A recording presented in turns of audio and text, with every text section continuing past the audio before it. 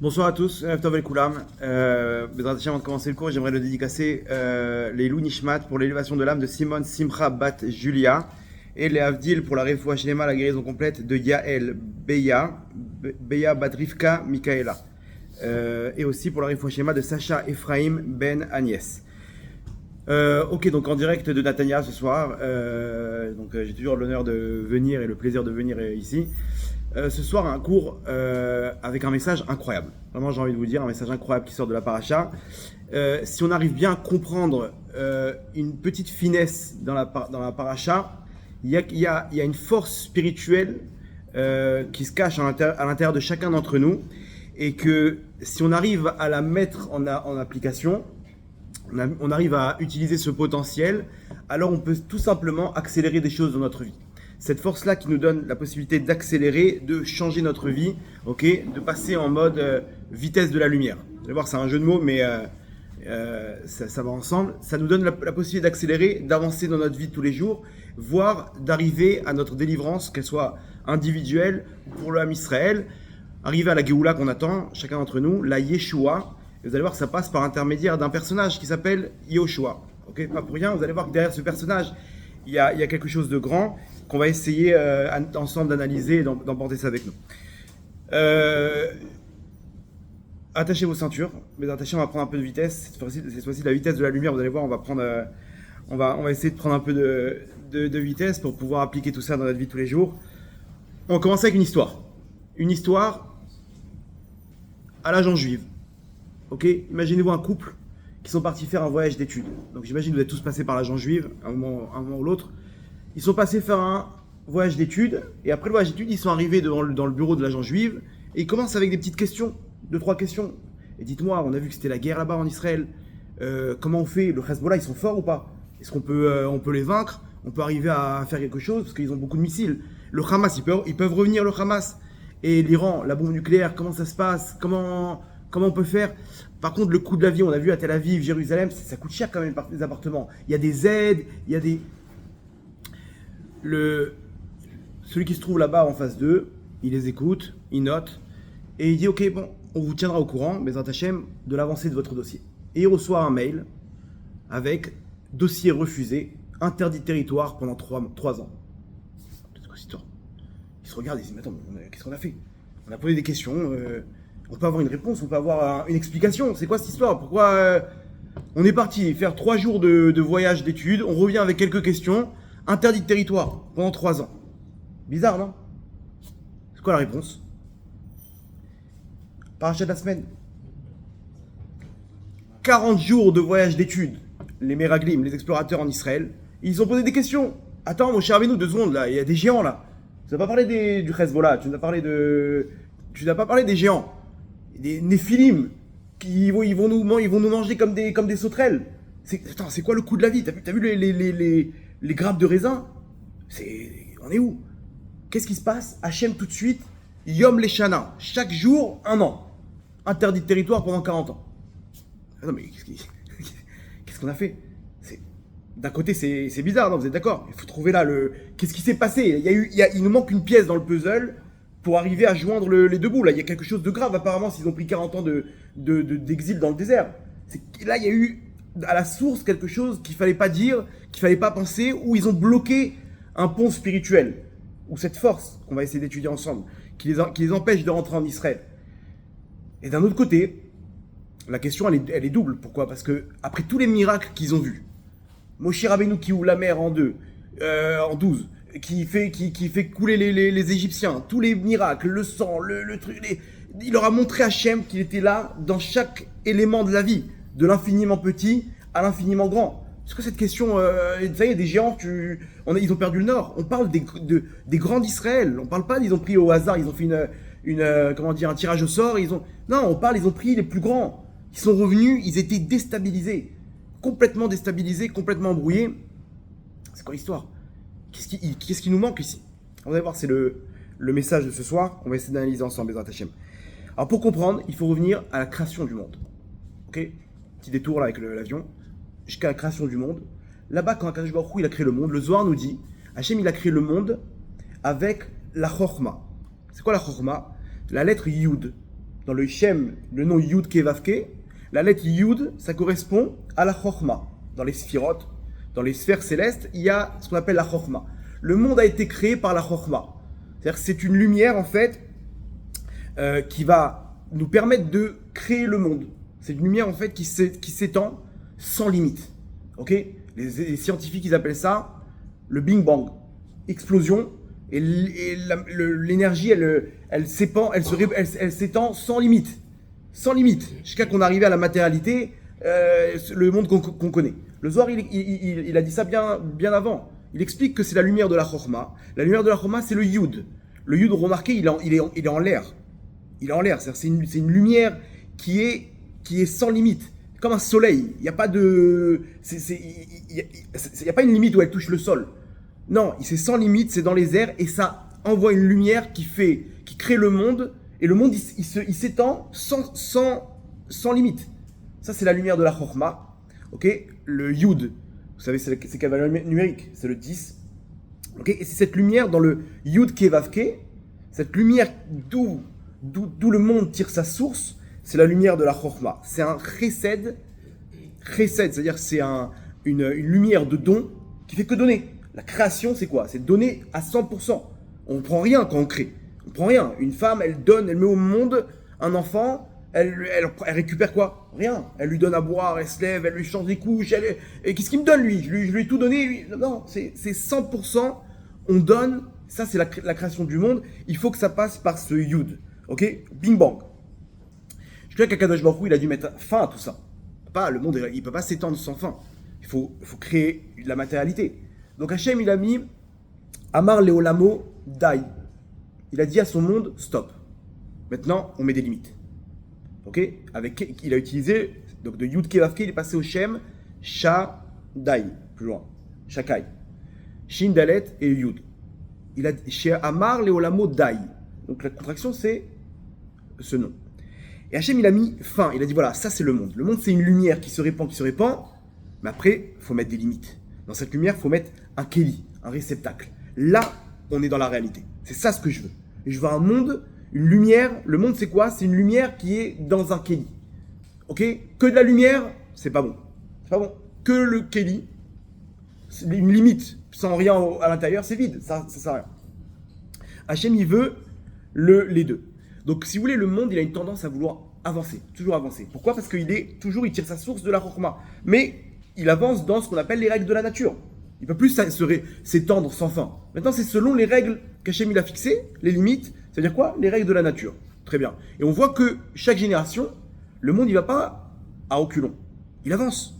Les avancées technologiques, les révolutions, les guerres, tout ça, ça fait avancer. Une personne, elle a tendance à avancer dans sa vie. Pourtant, des fois, on voit qu'on stagne. Des fois, on voit, comme dans la paracha, les Israël, 40 ans, ils ont été stoppés. Alors, qu'est-ce qui se passe? Pourquoi on ne peut plus avancer? Et des fois, ça nous arrive dans notre vie tous les jours. On ne sait plus quoi faire de notre vie. On est coincé. Il nous manque, apparemment, cette lumière de la Chokhmah. Cette lumière spirituelle. Ça, c'est cette lumière qui nous permet d'avancer dans le monde. Elle est à l'intérieur de chacun d'entre nous. Et elle nous permet d'avancer. Il y a des fois, on peut la neutraliser, cette lumière. On peut l'éteindre. Et des fois, on peut lui donner encore plus de vitesse. Ce qu'on appelle la vitesse de la lumière. Vous allez voir comment. Entre parenthèses, quelqu'un qui est malade, le Harizal, il dit, c'est quelqu'un qui ne reçoit plus du tout la lumière de la Chokhmah. C'est-à-dire qu'il y a cette lumière qui nous permet d'avancer, mais même si on n'avance pas dans notre vie, dans nos projets, on est quand même vivant.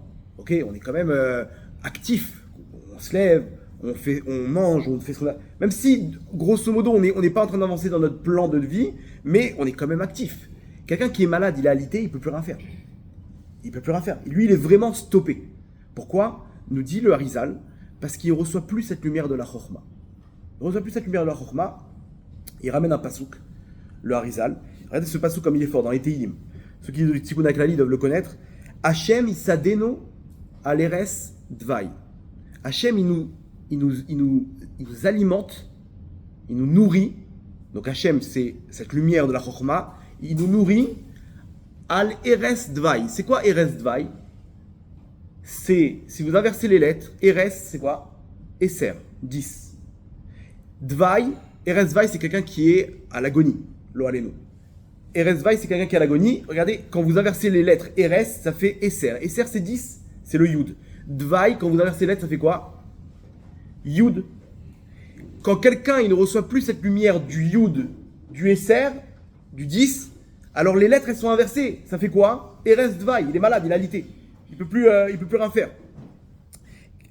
Kol Mishkavo Afarta Lecholio. Tout mon Mishkav t'as inversé, c'est-à-dire t'as inversé les lettres et à cause de ça il est tombé malade. Ça c'est la lumière du Yud, la lumière de la Chokhma qu'on reçoit. Entre parenthèses, le Pidyon Nefesh, selon le Harizal, le Rashash, Rabbi Nachman, il remet cette lumière de la Chokhma et la personne elle sort de la maladie. Ça dépend qui le fait, comment on le fait, etc. Mais en tout cas, le Pidyon Nefesh il permet de remettre cette lumière de la Chokhma.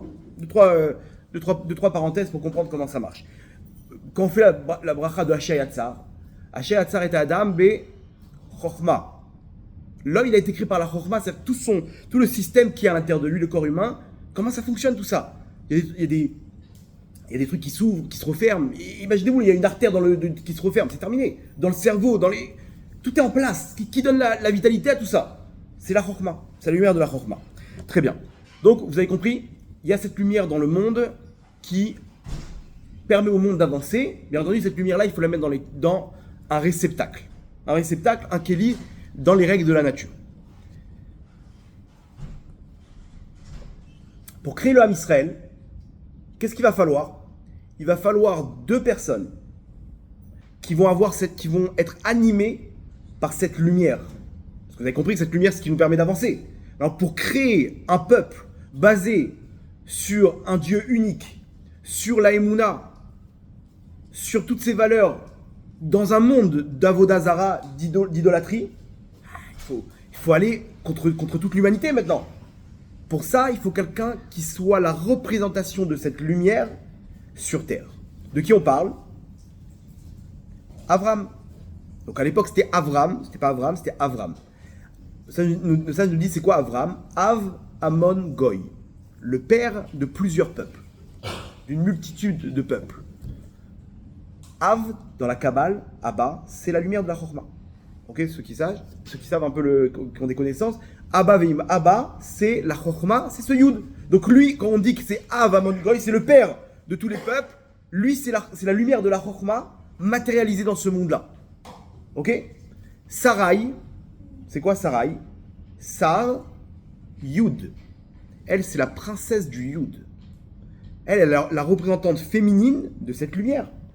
Et les deux, ils débarquent dans le monde et ils font tchouva. Ils regardent autour d'eux la Avodazara, les idoles, et ils commencent à se battre.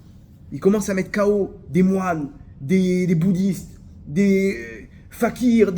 Ils sont en train de conquérir le monde. Mais d'où ils trouvent les forces? Et ils montent le premier bête rabat au monde. Et ils accueillent des gens, ils leur donnent à manger. Et Sarah, elle fait la cuisine. Sarah, elle fait la cuisine, elle s'occupe de faire des cours, elle fait des séminaires. Elle va de maison en maison, elle parle aux femmes. Et Avram, il vient, ils sont en train de conquérir le monde. Les gens, au fur et à mesure des milliers de balais de Tchouva, commencent à croire en un Dieu unique. Mais attendez, à l'époque, la Vodazara, elle avait de la force. Elle parlait, il y avait des échanges, il y avait un contact. On recevait en retour quelque chose. Comment il a fait Avram? Comment il a pas désespéré? Il s'est battu année après année. Et il a réussi à conquérir le monde. Jusqu'à que Nimrod, il attrape, il lui dit écoute bien. Il est devenu wanted, Avram. Il lui dit écoute bien, maintenant, c'est terminé. Tu fais trop de problèmes, tu nous déranges. T'es en train de qu'est-ce que tu veux faire? Tu veux faire une révolte? Tu veux te révolter contre nous? C'est les idoles ici. D'accord? Avram, il lui dit oui, je respecte. Je suis pas venu pour. Alors, quelle idole je me prosterne? Dis-moi. Il dit, bah, tu vas te prosterner devant le feu. Il y avait un grand feu. Tu vas te prosterner devant le feu. Allez, il dit, attends, je veux bien, mais qu'est-ce qu'ils vont dire, l'eau? Les eaux derrière. Parce qu'une avalanche, il n'y a plus rien là. Donc je peux pas décevoir l'autre Dieu. Il m'aurait dit, alors, prosterne-toi devant l'eau. Il dit, oui, mais s'il y a trop de feu, il n'y a pas assez d'eau, trop de feu, elle va s'évaporer l'eau. Je fais quoi avec le feu maintenant? Tu me fais des problèmes là, Nimrod. Il dit bah alors pourquoi Ça fait quoi? Des nuages? Prosterne-toi devant les nuages. Ouais, mais quand il y a du soleil, il n'y a plus de nuages. Alors prosterne-toi devant le soleil. Ouais, mais quand il fait nuit, il y a la lune. Alors prosterne-toi devant... Il le rend fou. Chaque fois, il dit, écoute bien, tu te prosternes, sinon je te jette dans le feu. Avram lui dit, il en est hors de question. Je ne me prosternerai pas. Là, imaginez-vous, devant un public énorme. Nimrod, il est KO, il ne sait plus quoi faire. Il y a à ces soldats, jetez-le dans le feu. C'était un feu que rien qu'on se rapproche, on brûle. C'était une fournaise terrible. Et Avraham Avinu, il court, il saute dans le feu. Et là, miracle. Il ressort intact. Imaginez-vous le lendemain, la une des journaux. Nimrod, il a été mis KO par Avraham. C'est terminé, ça y est. Avraham, maintenant, c'est une star. C'est une star. Le problème, c'est quoi? Pourquoi cet épisode, il figure pas dans la Torah? L'épisode de la fournaise, pourquoi il figure pas dans la Torah? C'est bien, non? Vous sentez un petit peu les petits papillons dans le ventre, là? Non, on aurait pu avoir un peu... Non, Hachem, il met ça dans un midrash. Pourquoi? Parce qu'Hachem, il veut pas que de la lumière. C'est bien, c'est la lumière de la Chorma. Vous avez vu cette force-là qui s'étend sans limite? Je dis non. J'ai encore mieux que ça en haut. J'ai des anges, j'ai beaucoup de lumière en haut. C'est pas ça le but. Le but d'Avraham, c'est de mettre cette lumière dans un kéli. Avraham, il y a marqué, Avraham et Sarai, Osim Nefashot. Ils font des Nefashot. C'est quoi des Nefashot? Des âmes. Mais ils font pas des Yeladim. Pourquoi? Parce que eux-mêmes, c'est des âmes, eux-mêmes, c'est des lumières. Un Yeled, c'est quoi un enfant? C'est une lumière, une Neshama, dans un gouffre, dans un corps. Eux, ils font que des lumières, Avraham et Sarah. Ils font pas d'enfants. Ils sont stériles. Les deux, c'est pas Sarah le problème. Les deux, ils sont stériles parce qu'il leur manque le Kéli. Ils font des Nefashot, ils font descendre des lumières dans tous les sens. Ils font descendre des lumières, des convertis, ils font une tonne. Mais des enfants, il leur manque le Kéli. Donc qu'est-ce qu'il dit Hachem? Lech lecha. Quitte tout ça, là, toutes ces lumières. Imaginez-vous pour Avraham la nouvelle. Et tu rentres en Israël. En Israël, c'est le lieu où tu vas avoir un enfant. C'est le lieu où tu vas pouvoir mettre cette lumière, toute cette lumière que tu as acquis. Tu rentres ça dans un kéli. Tu rentres ça dans un corps. Ça, c'est Eretz Israël. Mais attention, tu vas plus l'avoir la lumière. Il y aura plus d'argent, il y aura plus de personnes avec toi. Il y aura a priori, c'est l'inverse de ce que tu as connu. Il n'y a plus de miracle, il n'y a plus rien. Avraham, il arrive, famine. Attends, mais tu m'as dit que j'allais être riche. Tu m'as dit que j'allais avoir une terre, maintenant je suis obligé de partir en Égypte. Tu m'as dit que j'allais avoir un enfant, Paro, il a pris ma femme. Je fais quoi? Mais imaginez-vous l'épreuve. Avraham, il ne se laisse pas embrouiller. Hachem, tu me limites maintenant? C'est là que tu veux que je sois? Il n'y a pas de problème. J'avancerai encore et encore. Et là, Avraham, il prend toute cette lumière et il la limite. Lot, imaginez-vous, Avraham, il part comme un bulldozer. Lot, il lui dit, attends, tonton, je peux venir avec toi? Alors, comprenez bien l'histoire. Le Hachaim, il dit, c'était quoi l'épreuve de Lech Lecha? Si je vous propose de quitter Natania pour partir, je sais pas, dans une autre ville, et je vous propose d'être multimillionnaire, d'avoir des enfants, d'avoir une maison, d'avoir une villa, bon, c'est pas une épreuve, c'est dur, okay, sur le plan sentimental, mais bon, on est d'accord qu'il y a quand même un gain derrière. L'épreuve, elle est Lech Lecha, toi Avram, tout seul, sans la maison de ton père, sans rien. Quand l'autre, il lui dit, tonton, je viens avec toi, c'est pas Lech Lachem. Lech Lecha, on t'a dit. Si lui vient avec toi, c'est la maison de ton père. La maison de ton père, t'es bloqué. Donc Abraham, il va pour partir, et tant que Lot, il est là, il est bloqué. Toute sa vie, il est en stand-by avec Lot.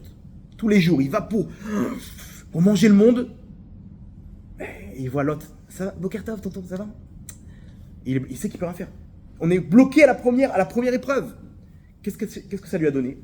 De mettre toute cette lumière, de la concentrer. La lumière, elle rentre comme un laser maintenant. Je ne peux pas m'étendre. Je suis bloqué, on me bloque, on m'empêche. Ça a donné tout le gouffre. Et là, il est devenu Avraham. Là, le Yud, il rentre. Après le Yud, il y a quoi comme lettre? Le He. Le Yud, il rentre dans le He. Le He, c'est quoi? C'est le cadre. Ok? Cette lumière qu'on appelle le Kéli. Là, Avraham, il reçoit le He. Il passe de Avram à Avraham. Sarai, le Yud, il saute. Et qu'est-ce qu'elle reçoit? Le He. Les deux, ils reçoivent la lettre E. Pour nous dire quoi? Qu'ils ont réussi à mettre cette lumière dans un gouffre, dans un corps. Et là, ils ont mis Yitzhak au monde. Ok? Ça, c'est la petite histoire. Donc, nos sages nous disent, qu'est-ce qui est devenu ce Yud de Sarai? il est monté devant Hachem, il a dit Hachem, j'étais avec une tzadika qui était là, qui rapprochait l'âme Israël, qui faisait des cours, qui leur transmettait toute la Emouna. Comment ils ont réussi, Abraham et Sarah? Avec la lumière de la Emouna, cette lumière de Chokhmah, c'est la lumière de la Emouna. Qu'est-ce qui nous permet d'avancer? C'est la Emouna. C'est quoi la Emouna? C'est je vois qu'il y a un mur, je vois qu'il y a quelque chose qui m'empêche d'avancer, je vois que techniquement c'est pas possible, mais j'y crois.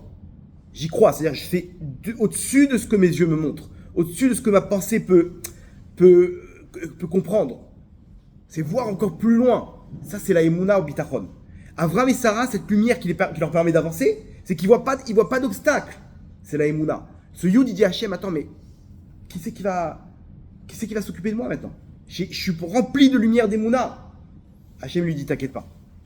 Un jour, tu seras présent chez un tzaddik qui va faire entrer tout l'homme Israël dans la terre d'Israël.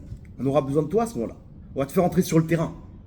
Là, tu es sur le banc de touche, mais quand les bénis Israël ils vont devoir entrer sur le terrain, allez, numéro 10, le Yud.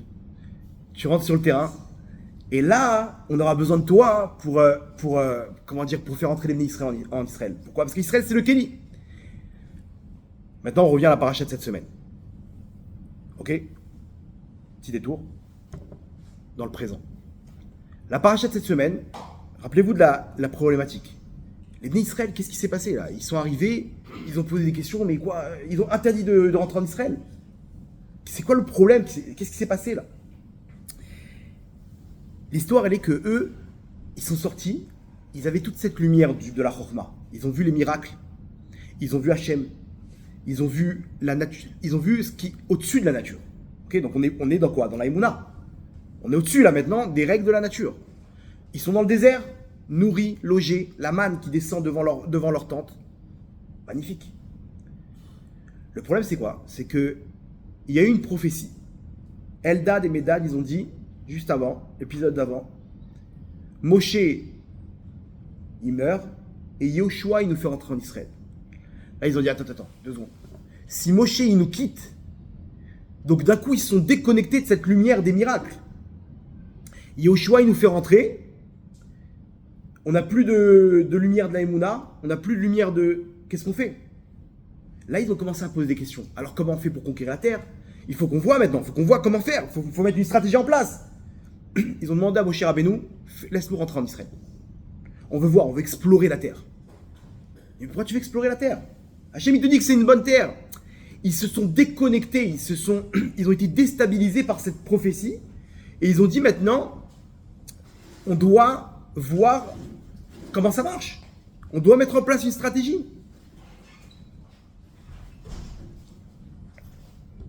Ils se sont déconnectés de la lumière de Moshe, de tous les miracles.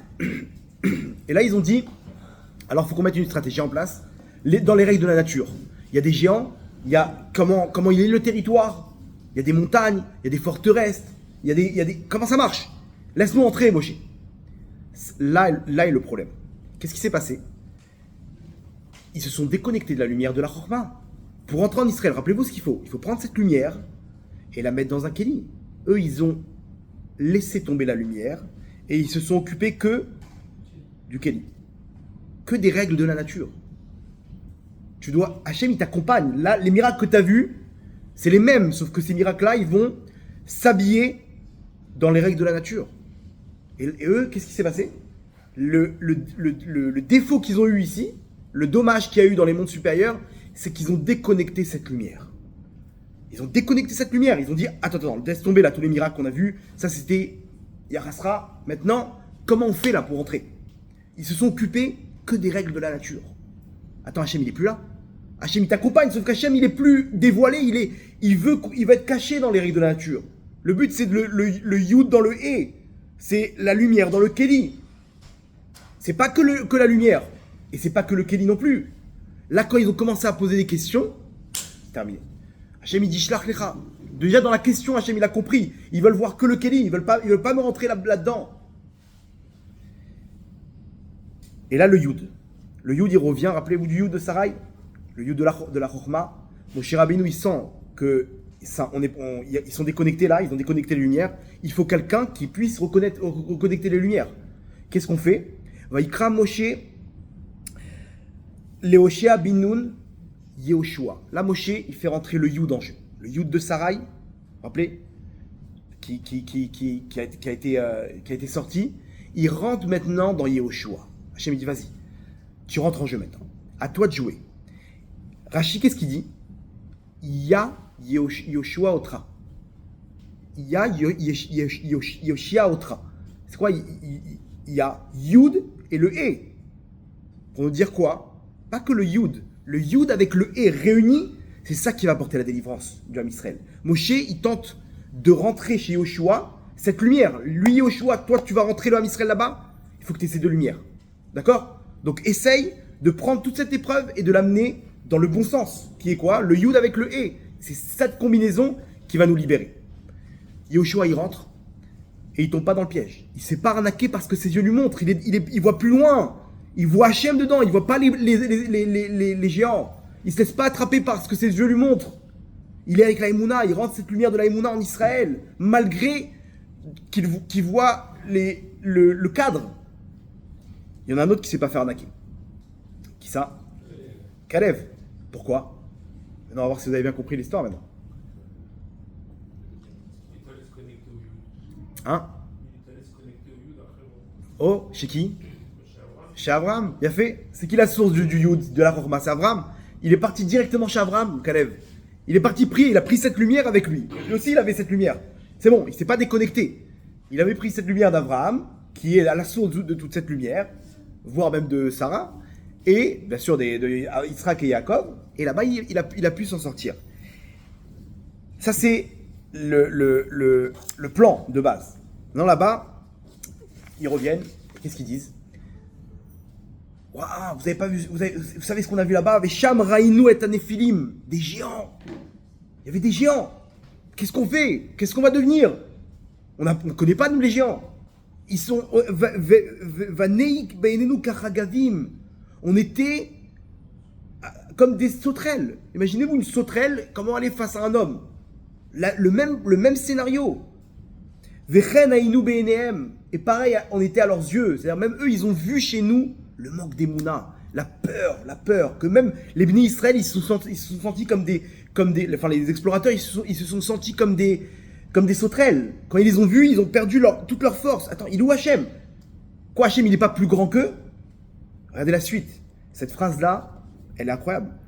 Ils ont dit quoi? L'onuchal la'alot, on va pas pouvoir monter. El ha'am, vers le peuple, qui chazak ou, car il est puissant. Mimeno, de lui. Puissant, il est plus fort que lui, c'est qui lui? Rashi, sur place. Kaviachol klapé mala amrou. Ils ont dit ça envers Hachem. Genre, on ne peut pas monter, vous savez pourquoi? Parce que le peuple il est plus fort qu'Hachem. On parle des explorateurs, on parle des... Comment ils pensent que le peuple il est plus fort qu'Hachem? Le peuple qui se trouve en Israël? Les Kénaanim, ils sont plus forts qu'Hachem? En fait, eux, qu'est-ce qu'ils sont en train de dire par là? Il dit, tant qu'on se fait attraper parce que nos yeux nous montrent et qu'on n'arrive pas à rentrer Hachem dedans, Hachem ne peut pas intervenir. Donc si Hachem ne peut pas intervenir, ils sont plus forts que lui. Pas techniquement.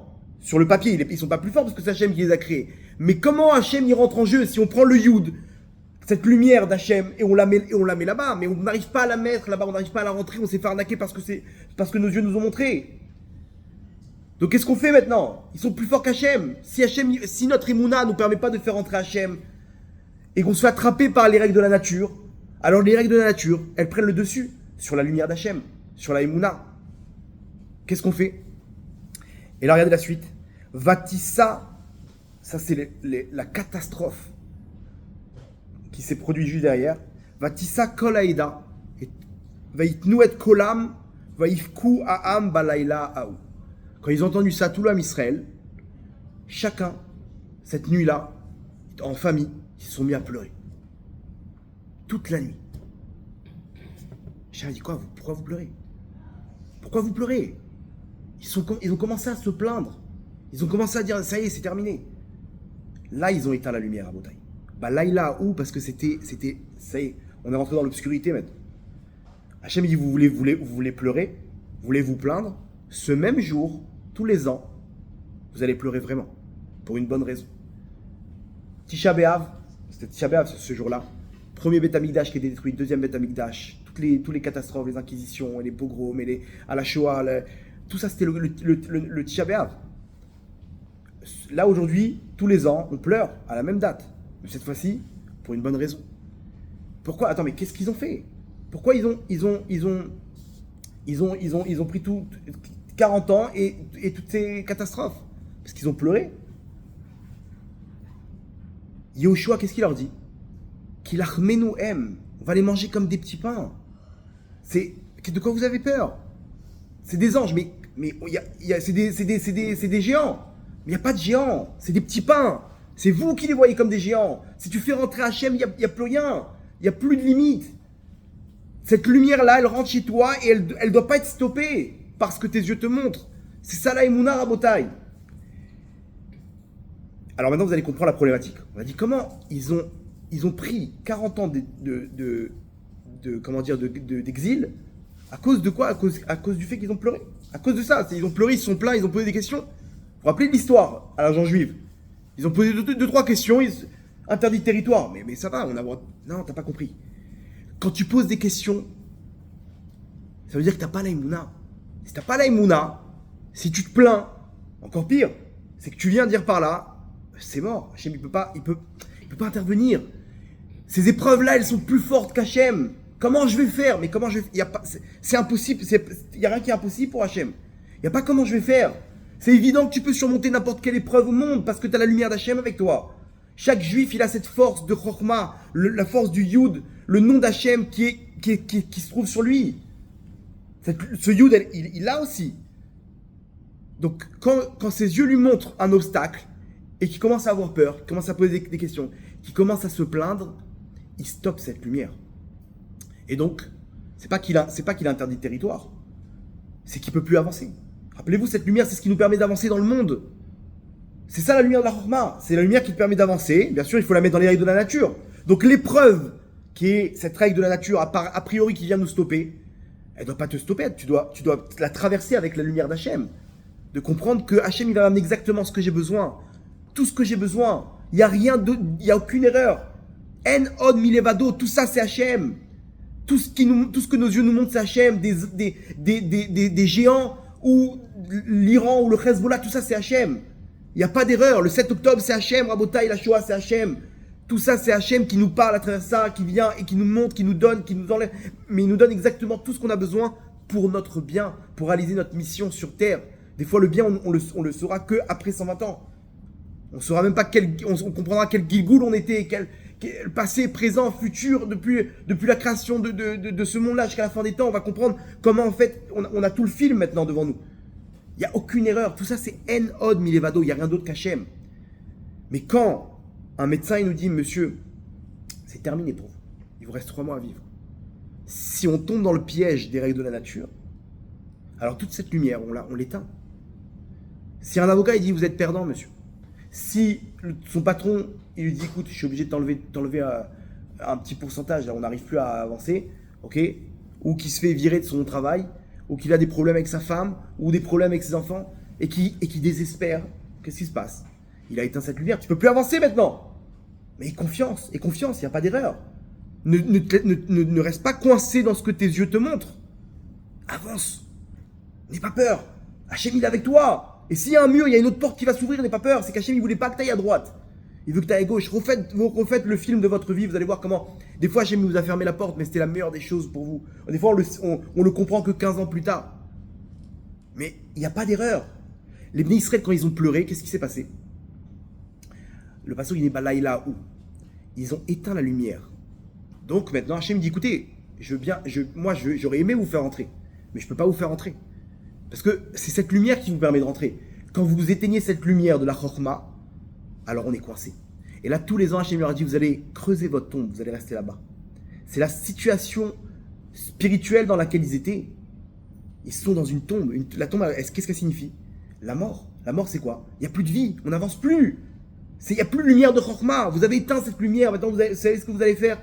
Vous allez creuser votre tombe, vous allez vous mettre là-bas tous les ans, la même date. Et tous les ans, il y avait une partie qui ne se réveillait pas. Et l'année d'après, encore, au même endroit, ils s'allongeaient, ils passaient la nuit là-bas. Et il y en a qui se levaient, il y en a qui se levaient pas. Jusqu'à la dernière année. Entre parenthèses, la dernière année, tous ceux qui sont allongés, ils sont tous levés. On va y venir. Qu'est-ce qu'ils ont réparé là-bas? Apparemment, ils ont réparé le problème. Ils se sont tous levés là-bas. Ça, c'est la situation dans laquelle on se trouve. Quand on manque d'émouna, Rabotai, notre situation spirituelle, c'est on est dans une tombe, dans le désert. Il n'y a plus rien, tout est aride, tout est... Tu sais, on est dans les règles de la nature. On reprend maintenant les règles de la nature. On a oublié le but de ce monde. Il y a cette lumière, Hachem il n'en veut pas. Cette lumière toute seule, il n'en veut pas. Il veut qu'on prenne cette lumière et qu'on la rende dans un gouffre, dans un kéli, dans un réceptacle, dans les règles de la nature. C'est ça ce qu'Hachem il veut. Hachem il veut qu'on illumine ce monde. Là où, a priori, on ne voit pas Hachem, là-bas il faut y croire. Là-bas il faut remercier Hachem. Là-bas il faut garder la Emouna. Là-bas il ne faut pas désespérer. Ouais, mais comment je fais? Il n'y a plus de solution. Mais tu connais le futur. Là, tes yeux te montrent qu'il y a des géants. Ah, c'est vrai, les géants. Qu'est-ce qu'on doit faire? Qu'il armé Noëm. C'est des petits pains. C'est rien pour Hachem, tout ça. Si je suis dans les règles de la nature, effectivement, je suis bloqué. Si je suis bloqué, il n'y a plus de lumière de la Chorma, c'est terminé. Mais si j'arrive à comprendre que quand je suis avec Hachem, je peux tout surmonter, alors c'est comme ça que ça marche. C'est comme ça que ça marche. Je peux arriver à débloquer n'importe quelle situation. Parce que j'utilise cette lumière de la Emouna. Nos sages nous disent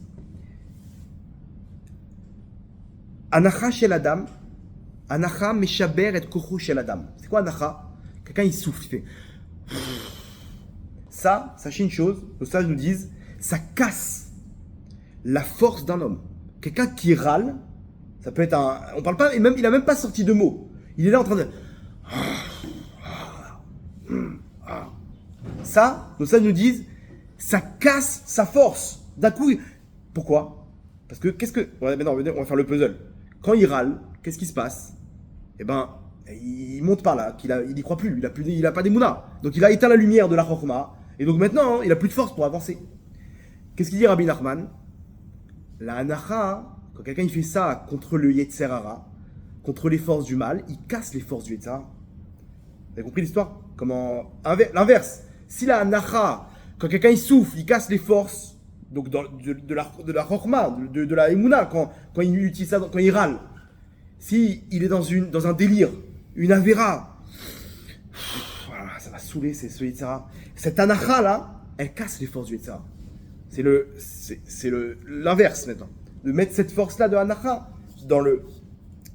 Il y a les Israéliens, ils disent un truc sympathique. En Israël, comment ils râlent?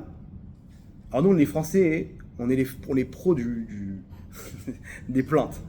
Je ne sais pas si vous avez remarqué, je le sors souvent, mais quand un Israélien il veut imiter un Français, quelle phrase il sort en français? C'est pas possible. Pourquoi? Il a tellement entendu les Français râler, ils sont tout le temps en train de râler. Wow, c'est pas possible. Donc lui, maintenant, quand il dit quelque chose, il retient cette phrase. Il sort tout le temps la phrase qui sort. Les Israéliens, quand ils râlent, ils disent quoi comme phrase, comme mot? Ouf. Alors c'est marrant parce que ouf, il y a un dicton qui dit il faut pas dire ouf. Il faut dire kouf. C'est quoi kouf? C'est le Teilim sans Mizmor Letoda. Au lieu de râler, remercie Hachem. Là, tu sais pas, ok, tes yeux t'empêchent de voir l'histoire, t'empêchent de voir la suite. Mais il y a une solution. Te laisse pas attraper par ces géants. Te laisse pas attraper parce que tes yeux te montrent. Quoi, il est plus fort qu'Hachem, lui, le médecin, l'avocat, ton banquier. Il est plus fort qu'Hachem. Quand tu t'abandonnes maintenant, quand tu désespères, quand tu râles, t'as abandonné. T'as dit, bon, il est, comment dire, Kirazak ou Mimeno. Il est plus fort que lui. Il est plus fort qu'Hachem. Mais au contraire, on doit s'arrêter. Faites ce travail. Il y a une épreuve. Vous voyez l'épreuve. Ok? C'est bon. On est bloqué. Je sais pas comment on va faire. C'est vrai. Techniquement, on est bloqué. Qu'est-ce qu'on fait? On se pose la question. Dis-moi, est-ce qu'Hachem, il est plus fort que ça ou pas? C'est ça la lumière du Yud. C'est ça Yehoshua, il arrive avec toute cette lumière. Sarah, Hachem lui-même, il aura annoncé cette force à Abraham et Sarah. À y parler, mais Hachem Davar. Est-ce qu'il y a quelque chose qui est extraordinaire pour Hachem? C'est lui qui a créé ce monde, c'est lui qui tient la télécommande. Attention, Hachem nous dit, on n'est pas dans un monde de bisounours. C'est pas des miracles, ça doit se passer dans les règles de la nature. Il y a un libre arbitre. Vous devez choisir entre le bien et le mal. Si on commence à rentrer maintenant dans un Walt Disney, où il n'y a que des miracles, tout le monde va faire tchouva. Hachem, il veut pas de robot. Il veut pas de robot, Hachem. Il veut quelqu'un qui a choisi de faire tchouva, qui a choisi de prendre ce chemin. Et ça, il faut que ça reste caché dans les règles de la nature. Ça, c'est Eretz Israël. C'est la lumière d'Eretz Israël. C'est ce qu'Hachem, il veut. Il y aura des miracles à la fin du temps, ne vous inquiétez pas. Mais quand tout le monde aura fait tchouva, quand au moins il y aura un réveil chez chacun d'entre nous, là, il y aura des miracles. Mais il faut arrêter de se plaindre. Parce que des fois, on éteint la lumière. Quand quelqu'un il se plaint, c'est comme les Bnei Israël. Vatissa kol haïda vaitnu et kolam. Ils ont crié là-bas. Imaginez-vous dans le camp des Bnei Israël, des cris de plainte, des pleurs. J'ai dit, mais attends, la Esther, mais vous faites quoi là? C'est quoi, je suis pas capable de vous sauver? Je suis pas capable de vous faire entrer en Israël? Je vous ai dit que la terre elle est bonne. Hachem jusqu'à aujourd'hui nous dit que la colle est tova. Jusqu'à aujourd'hui Hachem nous dit que la terre elle est bonne, ne vous inquiétez pas. Ni du Hezbollah, ni du 7 octobre, ni du Erev Rav, de l'Iran, ni de la bombe atomique, ni de rien du tout. Il n'y a personne au monde qui peut vous arrêter. Mais ça doit venir de vous. Je vais pas intervenir tout seul. C'est à vous de rentrer cette lumière-là en Eretz Israël. Et c'est ce qu'il a fait Yoshua. Il a utilisé cette lumière du Yud. Yud, il a rentré ça dans le E. Dans le cadre, dans les règles de la nature, dans l'obscurité, il a illuminé. Ça, c'est la lumière du Yud. Donc maintenant, regardez la problématique. Alors quoi, pourquoi ils ont été punis? Qu'est-ce qu'ils ont fait? Ils ont posé 2-3 questions. Tes questions, elles ont éteint la lumière. Nos questions d'Emouna, quand on dit, mais tu crois que ça va marcher? Et à plus forte raison quand on râle.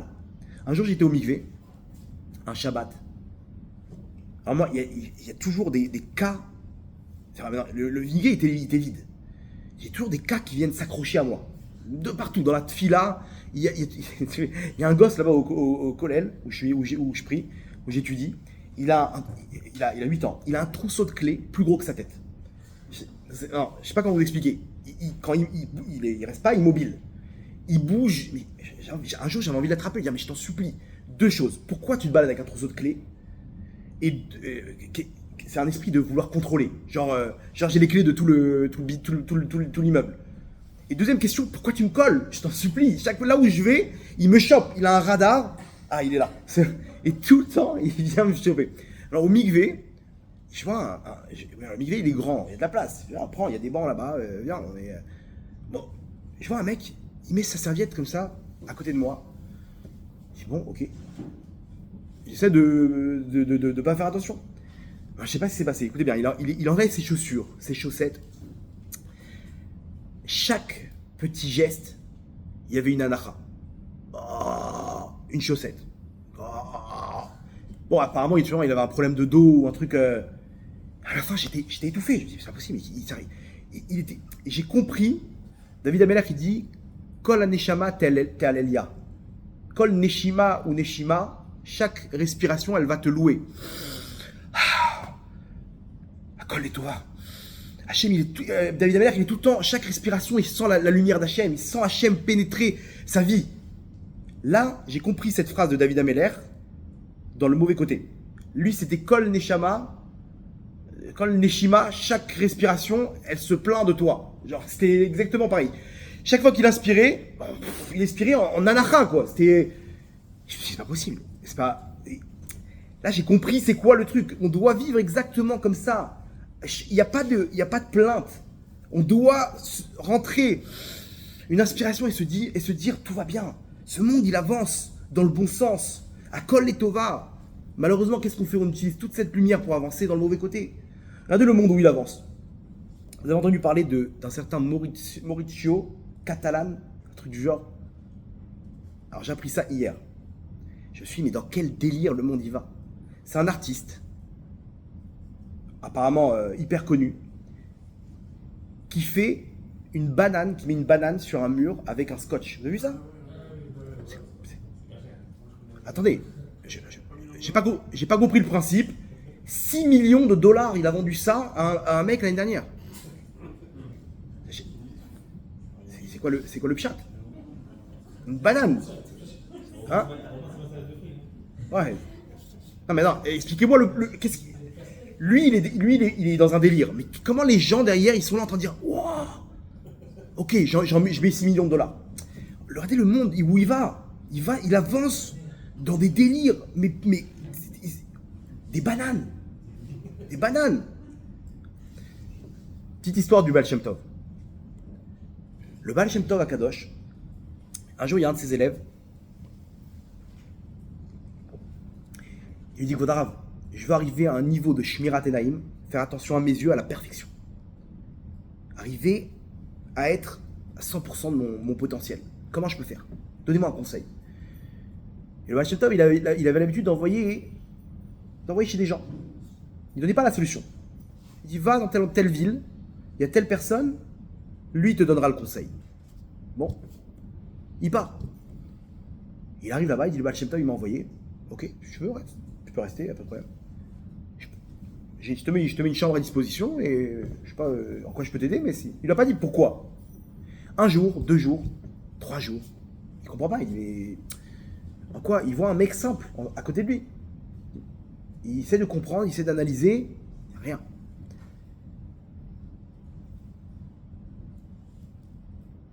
Il reste une petite semaine. Après, il se dit, bon, je vais partir. Il commence à faire ses bagages. Et il dit, c'est pas possible. Il y a sûrement un truc. Il commence à observer autour de lui. Il voit dans sa chambre une petite fenêtre, un petit lustre. Il prend une chaise. Il voit qu'il n'arrive pas. Il met ça sur le bureau, la chaise. Il monte. Il ouvre la fenêtre et qui donne sur les voisins. Et là, il voit une scène d'horreur. Un truc qu'il ne fallait pas voir au niveau des yeux. Il enlève ses yeux. Il retire ses yeux et il descend. Il dit, ok, j'ai compris. C'est ça qu'il voulait que je voie le Baal Shem Tov. Il voulait que j'arrive à toucher le fond. Alors lui, il a rien. Il a rien, ce type-là. Il a rien à m'apprendre. Mais il se trouve dans un endroit où là-bas, tellement t'es dégoûté de ce que tu vois, donc c'est bon. Mais il était dérangé de dire, je suis tombé quand même. Je suis tombé avec mes yeux. Bon, je fais confiance au Rav. Il m'a envoyé là-bas. Il s'en va et il lui dit, écoute, regarde, il faut que tu saches ce qu'il y a à côté de toi. J'ai regardé par le lustre là-bas. Je sais pas si t'as vu les voisins, mais Hachem Yerachem, c'est terrible ce qui s'est passé là-bas. Il lui raconte. Le mec, il le regarde et lui dit, dis-moi, ça fait 25 ans que je suis là. J'ai jamais rien vu. Toi, t'es là depuis une semaine. T'as déjà vu les pires horreurs? Et là, il a pris le revers de sa life. Il a baissé la tête. Il a dit, j'ai compris. Il a compris ici la force de ce sadique-là. C'est pas de faire attention à ses yeux. Qu'est-ce qu'on dit? Lotaturu achare levavchem v'achare nechem. Faites attention à vos cœurs et à vos yeux. Pourquoi? Qu'importe le cœur. Parce que ça commence dans ton cœur. Si ton cœur, il veut se balader dans le monde, il cherche, il y a quoi derrière la fenêtre là-bas? Si ton cœur, il est en mode radar dans le monde, putain, c'est quoi là? Une banane accrochée sur un mur. C'est quoi ça? Un nouveau délire. Ah, t'as vu sur Facebook? T'as vu des milliards ils ont fait sur nos dos avec tous ces réseaux sociaux qui marchent sur quoi? Qu'est-ce qu'il y a chez le prochain? Encore et encore et encore. Mais c'est dans ton cœur que ça commence. Lui, il est dans son cœur, il est en mode moi, je veux chercher rien. Je suis très bien dans ma petite vie. J'ai ma femme, j'ai mes enfants, j'ai ma maison, j'ai mon salon. J'ai pas besoin d'aller voir ailleurs. Il lui a donné la leçon de sa vie. Protéger ses yeux, c'est d'abord protéger son cœur. Qu'est-ce que tu cherches dans ce monde-là? Où tu vas avancer? Ce monde, il avance dans des délires, de la galoute. À quoi ça sert? Nous, il faut qu'on arrive à utiliser cette lumière pour avancer dans le bon, dans le bien. Ce bien, c'est quoi? C'est la lumière de la Chorma, c'est la Emouna, c'est le plan d'Hachem en Eretz Israël. Ça commence par notre Emouna. Dans notre tête, on peut arriver à faire descendre cette lumière dans l'obscurité. C'est ça la réparation. Hachem, il nous remet dans l'obscurité, et là, on ne doit pas pleurer. On ne doit pas se plaindre. On doit illuminer chaque endroit de ce monde. On doit mettre là-bas une petite lumière d'Hachem, et là-bas aussi. Et là, il y a des délivrances. Là, d'un coup, selon les règles de la nature, Hachem, il t'envoie la délivrance. Vous vous rappelez, je vous ai dit pourquoi l'histoire la dernière génération, ils se sont allongés là-bas dans le kéver, dans la tombe qu'ils ont creusée, et ils sont tous sortis. Il n'y en a pas un qui est mort. Pourquoi? Parce qu'ils ont fait la réparation. Qu'est-ce qui s'est passé? Quand ils priaient dans la tombe, tous les ans, ils savaient qu'ils allaient peut-être mourir. Ils savaient qu'ils allaient s'endormir et peut-être ne plus se relever. Mais peut-être que oui, ils vont se relever. Donc quand ils priaient normal. Par contre, la dernière génération, ils savaient qu'ils allaient tous mourir. Donc comment tu pries cette fois-ci, quand tu es dos au mur? Là, ça vient de tes tripes. Quand ça vient de tes tripes, tu refais descendre la lumière. Quand maintenant, tu fais ce qu'on appelle une messirut nefesh, tu fais un sacrifice, là, tu refais descendre sur toi la lumière de la chorma. Tu refais descendre cette lumière de la émouna que toi-même t'as éteint. Alors t'as éteint, là, les règles de la nature, ils reprennent le dessus. Tu te fais attraper par tout ça. Comment tu sors de là-bas? Tu dois te sacrifier. Tu dois pas abandonner. Tu dois continuer, tu dois te battre. Tu dois aller chercher au fond de tes entrailles cette lumière, même si c'est hyper dur, même si on t'en empêche, on te montre, on te dit c'est impossible. Bats-toi, vas-y, fonce. Messirut nefesh. Là, tu fais redescendre la lumière et là, tu peux rentrer en Israël. La dernière génération, ils sont tous rentrés en Israël alors qu'ils ont ils ont annulé le décret. Pourquoi? Parce qu'ils ont remis la lumière. Dans l'obscurité, dans la tombe, dans cette situation, ils ont dit non, Hachem, je veux être avec toi. Je veux rentrer en Israël. Mais ils l'ont pas dit en mode Alvaï, pourvu qu'on puisse rentrer nous aussi. Ils ont pris conscience. Ils ont fait réveiller cette lumière à l'intérieur d'eux. C'est ça des fois quand on se fait attraper. On se dit mais quoi, je suis venu au monde pour ça? Pour rester je peux pas avoir un rôle dans tout ce plan Hachem. Je peux pas être avec toi. Je peux pas avoir un enfant de sadique, une femme de sadika, un mari de sadique. Même si on s'imagine que la situation elle est terminée, il y a rien qui est terminé, Rabotai. On termine ce monde qu'après 120 ans. Même si a priori on est dans la tombe, on dit ben ça y est, on a terminé. Non, lève-toi. Tu peux te lever. Tu peux sortir de là-bas. Tu peux reprendre, tu peux ressusciter et rentrer en Israël. C'est ce qui s'est passé pour la dernière génération, Rabotai.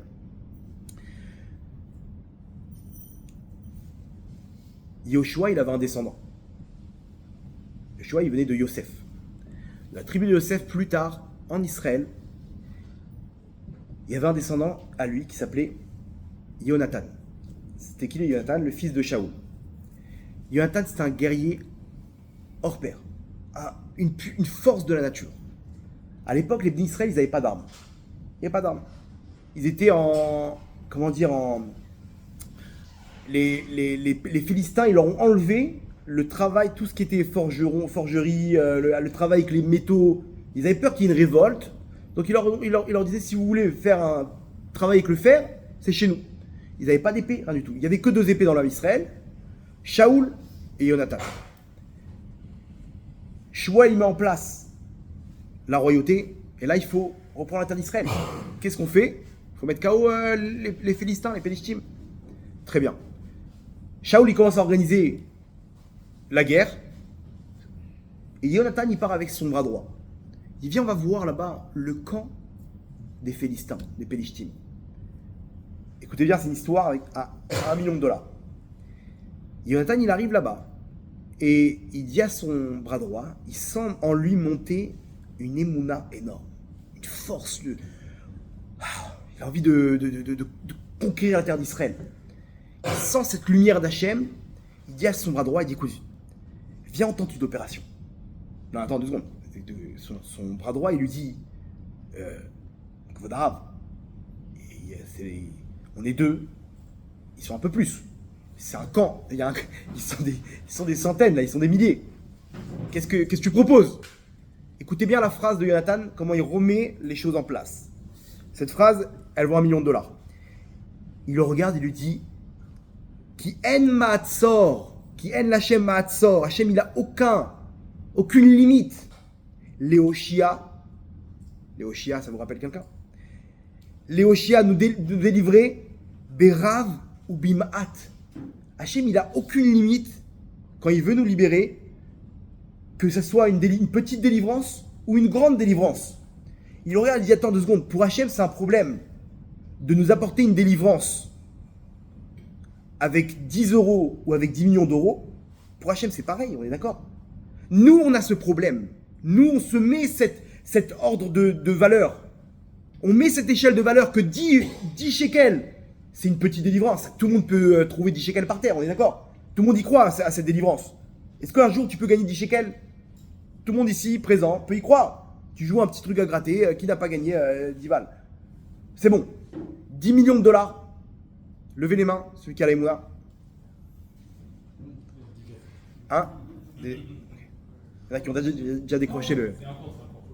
Ok. Après ce cours, normalement, tout le monde peut gagner. Ok. Le 10 millions de dollars, pourquoi on lève pas la main là maintenant? Pour Hachem, 10 millions de dollars ou 10 dollars, c'est pareil. Écoutez bien la phrase qui en matzor. Hachem, il n'a pas de limite pour nous libérer, Léoshia, Berav ou Bimhat. Avec une petite délivrance, une grande délivrance.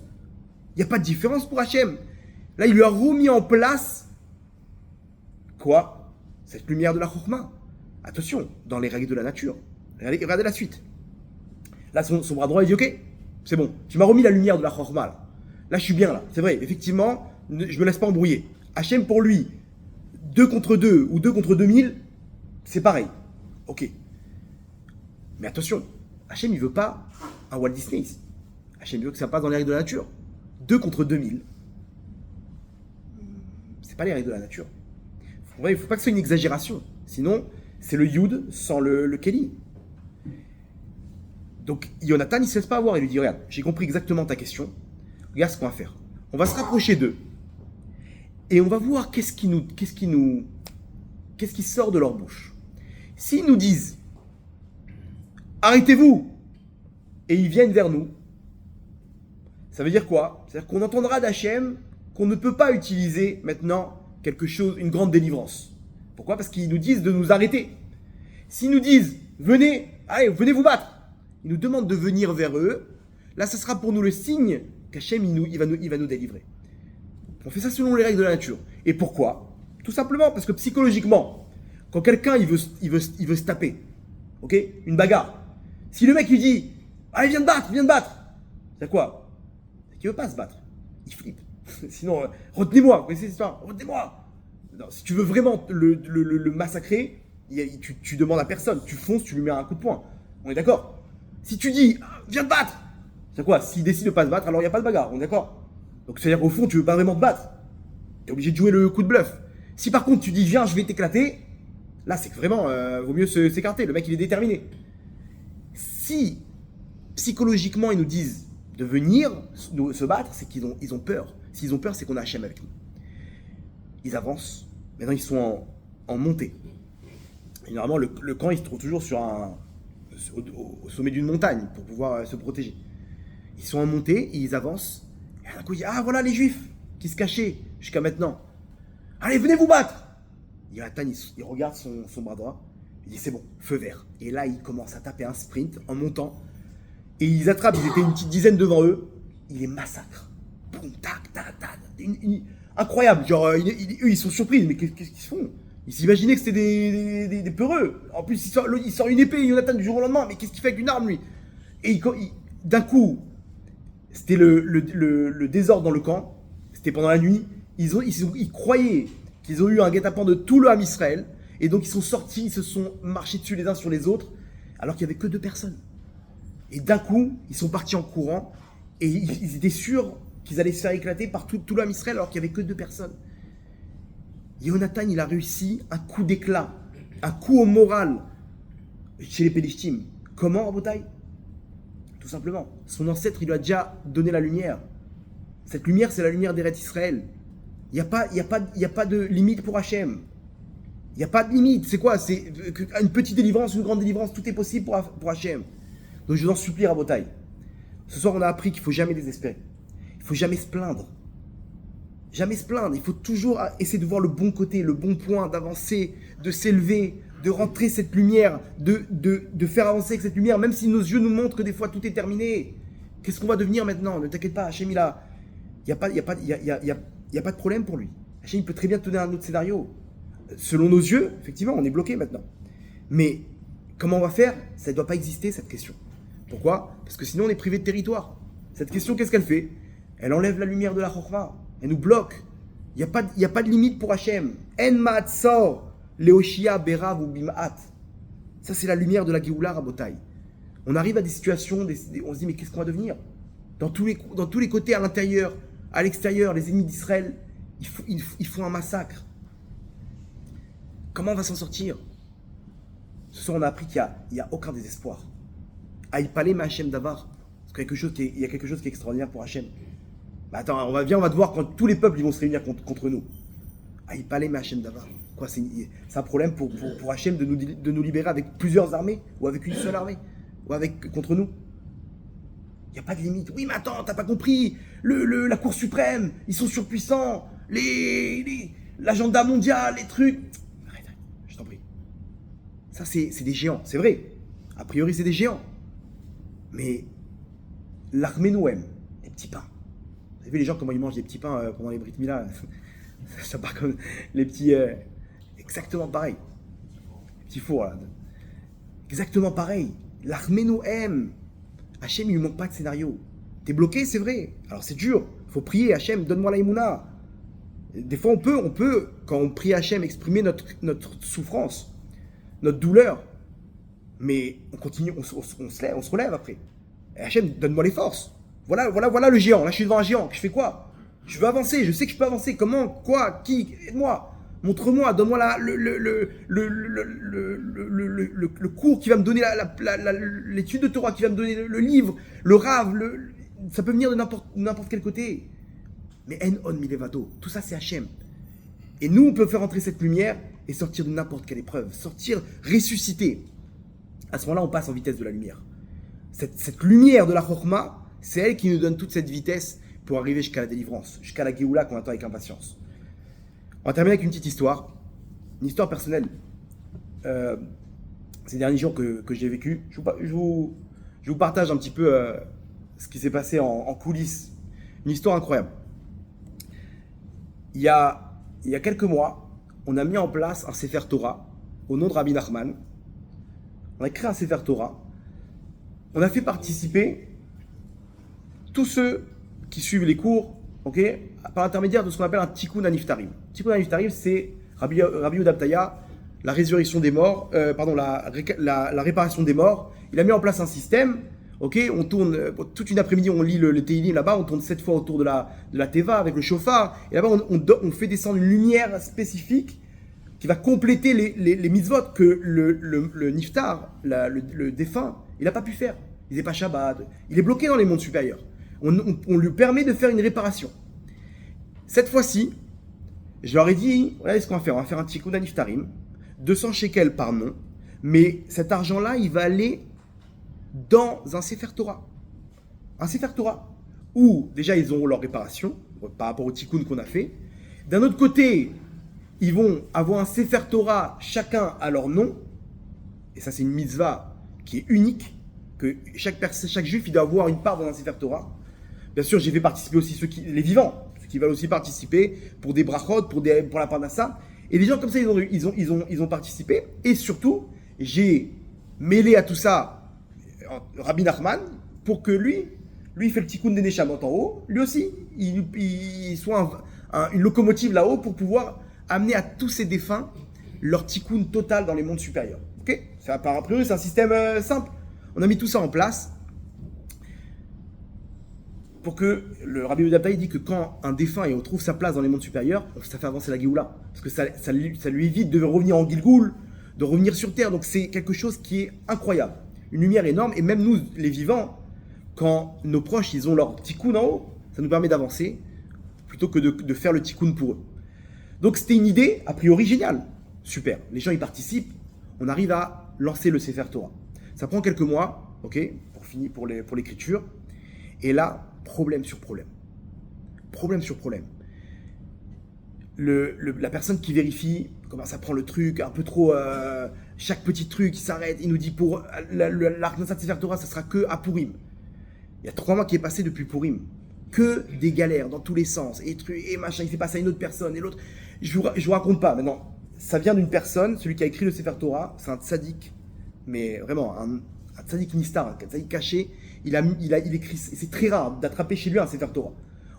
Tous les éléments étaient reliés. Derrière le Yitzhara, il nous met des bâtons dans les roues, je ne vous dis pas. Alors derrière, il y a d'autres.